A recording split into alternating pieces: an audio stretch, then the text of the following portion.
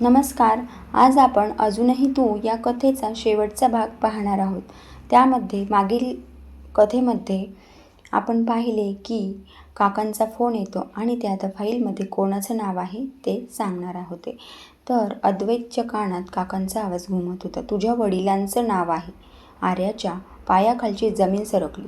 तिनं हळूच विचारलं, म्हणजे बाबा यात थेट सहभागी होते? काकांनी फोनवरून खोल श्वास घेतला. हो आर्या, अपघाताच्या आधीचे सगळे कागद, व्यवहार, सही सगळं तुझ्या वडिलांच्या नावावर आहे. अद्वैत शांत उभा होता. त्याच्या चेहऱ्यावर राग नव्हता, फक्त थकवा होता. म्हणजे माझ्या आईचा मृत्यू अपघात नव्हता, तो हळू आवाजात म्हणाला. आणि त्यामागे तुझे वडील होते. आर्याच्या डोळ्यातून अश्रू ओघळले. माझ्या आयुष्यभर मी ज्यांना देवासारखं मानलं तेच तर दोषी असतील. खोलीत भीषण शांतता होती. काकांनी शेवटचं वाक्य बोललं. आता निर्णय तुझ्या हातात आहे आर्या. हे सत्य बाहेर यायचं की फाईलमध्येच कायम ठेवायचं? फोन कट झाला. आर्या खुर्चीवर बसली.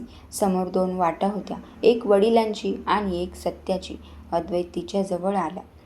मी तुला काहीही जबरदस्ती करणार नाही आर्या, अद्वैत आर्याला म्हणाला. पण माझ्या आईला न्याय हवा आहे. तो न्याय माझ्या आयुष्याचा एकमेव उद्देश आहे. आर्याने डोळे पुसले. तिला आठवलं आईचा शांत चेहरा, बाबांचा कडक आवाज आणि अद्वैतचं गप्प दुःख. ती हळूच उभी राहिली. ती मुलगी आहे, ती म्हणाली, पण आधी मी माणूस आहे. अद्वैत तिच्याकडे पाहत राहिला. जर माझ्या वडिलांनी चूक केली असेल, आर्या ठामपणे म्हणाली, तर ती चूक झाकण्यापेक्षा तिचा सामना करणं हाच खरा धर्म आहे. वडील शांतपणे समोर बसले होते. डोळ्यात अपराध भाव होता, पण पळ काढण्याचा प्रयत्न नव्हता. मी चुकलो, ते आधीच म्हणाले होते आणि त्या एका वाक्यानं सगळं बदलून गेलं होतं. खोलीत आज वेगळी शांतता होती. ही शांतता भीतीची नव्हती, तर ती निर्णयाआधीची होती. अद्वैत उभा राहिला. त्याचा आवाज थरथरत होता. तो थकलेला होता. तुम्ही चूक स्वीकारली हे मोठं आहे, असं अद्वैत म्हणाला.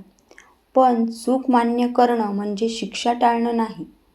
वडिलांनी मान खाली घातली. मला जे योग्य वाटेल ती शिक्षा चालेल. तुम्हाला जे योग्य वाटेल ती शिक्षा चालेल, ते हळू आवाजात म्हणाले. आर्या हे सगळं ऐकत होती. तिच्यासाठी हा क्षण सर्वात कठीण होता. एका बाजूला बाबा, दुसऱ्या बाजूला सत्य. ती पुढे आली. ही लढाई आता सुडाची नाही, आर्या ठामपणे म्हणाली. ही जबाबदारीची आहे. सगळ्यांचे लक्ष तिच्याकडे वळले. तुमची चूक लपवली जाणार नाही, ती पुढे म्हणाली, पण आम्ही काही विकृतही करणार नाही. अद्वैतने तिच्याकडे पाहिलं. पहिल्यांदाच त्यांच्या डोळ्यात त्या समाधान होतं. सत्य जगासमोर जाईल, आर्या म्हणाली, पण नात्यांचा शेवट करून नाही, तर जबाबदारी स्वीकारून. वडिलांच्या डोळ्यात पाणी आलं. हे पहिल्यांदाच मनापासून म्हणाले. आज मला माझ्या मुलीचा अभिमान वाटतो. त्या क्षणी अद्वैतने निर्णय घेतला. हा निर्णय बदला घेण्याचा नव्हता, हा निर्णय भविष्य वाचवण्याचा होता. आणि आर्याला कळून चुकलं. सत्य जिंकलं, कारण त्याला प्रेमाची साथ होती. सत्य समोर आल्यानंतर घरातला आवाज हळूहळू कमी झाला होता. वाद थांबले होते, पण जखमा अजून ताज्याच होत्या. आर्या अंगणात उभी होती. समोर संध्याकाळचं आकाश होतं. अर्धवट अंधार, अर्धवट उजेड. अद्वैत तिच्या शेजारी येऊन उभा राहिला.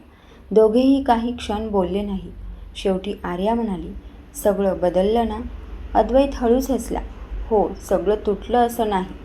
ती त्याच्याकडे पाहू लागली. आज पहिल्यांदाच तिच्या नजरेत अपराध नव्हता, फक्त स्वीकार होता. तुझ्या वेदना मी मिटवू शकत नाही, ती शांतपणे म्हणाली, पण त्या वेदनांसोबत मी उभी राहू शकते. अद्वैतने तिच्याकडे पाहिलं. त्याच्या डोळ्यात वर्षानुवर्षाची जड ओझी होती, पण त्याखाली आता विश्वासाची हलकीशी चमक दिसत होती.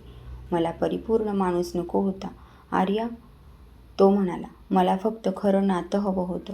आर्याने हात पुढे केला. कोणतीही घाई नाही, कोणतीही आश्वासनांची यादी नाही, फक्त एक नवा आरंभ. अद्वैतने तो हात धरला. तेव्हा त्यांना कळलं भूतकाळ विसरला जात नाही, पण तो भविष्य ठरवायलाही हवा असं नाही. घराच्या आतून वडिलांचा आवाज आला. तो पहिल्यासारखा कडक नव्हता. त्यात अपराध होता आणि सुधारण्याचीही तयारी. आर्या थांबली नाही. तिने मागं वळून पाहिलं आणि मग पुढे पाऊल टाकलं. कारण काही नाती चुका माफ करून मोठी होत नाहीत, तर सत्य स्वीकारून मजबूत होतात. आणि त्या संध्याकाळी दोन मनांनी ठरवलं, दुखापतींवर उभं राहिलेलं नातं हेच सगळ्यात मजबूत असतं. अद्वैत येऊन उभा राहिला. काही बोलण्याची गरज नव्हती. काही नात्यांमध्ये शब्दांपेक्षा समज जास्त बोलते. आपण खूप काही हरवलं, आर्या हळूच म्हणाली. अद्वैत शांतपणे उत्तरला, हो, पण जे मिळालं आहे ते हरवल्यापेक्षा जास्त मौल्यवान आहे. त्या क्षणी आर्याला जाणवलं, नातं म्हणजे परिपूर्ण भूतकाळ नसतो, तर अपूर्ण नंतरही एकमेकांची निवड करणं असतं. दूर कुठेतरी दिवे लागायला सुरुवात झाली. अंधार येत होता, पण त्याच्यासोबत उजेडही. आर्याने अद्वैतकडे पाहिलं. त्यावेळी डोळ्यात प्रश्न नव्हते, फक्त विश्वास होता. पुढे चालूया, तिनं विचारलं. अद्वैत हलकेच हसला. एकत्र? आणि त्या संध्याकाळी कोणताही मोठा निर्णय जाहीर झाला नाही. कोणतं वचन दिलं गेलं नाही. फक्त दोन माणसं भूतकाळ स्वीकारून वर्तमानात उभी राहून भविष्यासाठी एकत्र चालायला निघाली. अद्वैत आणि आर्या इथे त्यांचं आयुष्य जगायला सुरुवात करतात. तर तुम्हाला अशाच सुंदर कथा ऐकायच्या असतील किंवा ही कथा जर आवडली असेल तर लाईक, शेअर आणि सबस्क्राईब नक्की करा. भेटूया पुढच्या अशा सुंदर अशा कथेबरोबर. तोपर्यंत श्री स्वामी समर्थ. धन्यवाद.